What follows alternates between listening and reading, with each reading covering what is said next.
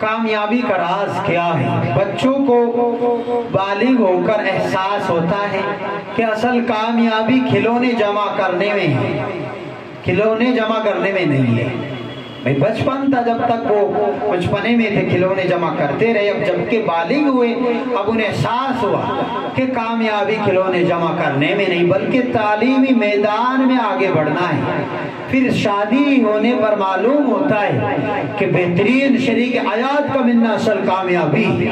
پھر روزگار کے معاملات سے دل میں یقین پیدا ہو جاتا ہے کہ اصل کامیابی کا راز کاروبار کے وسیع ہونے یا اچھی جاب اور اچھا مال و دولت کے ملنے میں۔ پھر جوانی ڈھلنے پر نقطہ نظر تبدیل ہو جاتا ہے کہ اصل کامیابی تو باصلاحیت اولاد جو بڑے سے گھر اور بہترین گاڑی کے ہونے سے اس میں ہے۔ پھر بڑھاپے میں انسان کے نزدیک اصل کامیابی کا پیمانہ بیماریوں سے بچ کر جسمانی دماغی تندرستی کا برقرار رہنا اور دماغی توازن کا برقرار رہنا، یہ کامیابی۔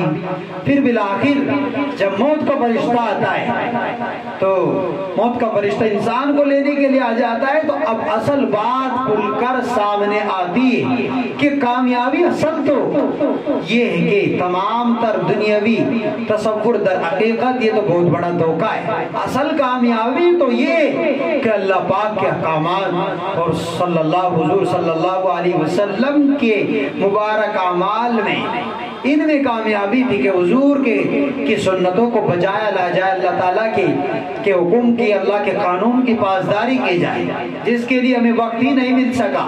تو اصل کامیابی تو اس میں تھی۔ تو اصل کامیابی اسی میں ہے کہ ہم اللہ تعالیٰ کے اوامر کا اور اللہ تعالیٰ کے نواہی کا، حضور کی سنتوں کا خیال رکھیں۔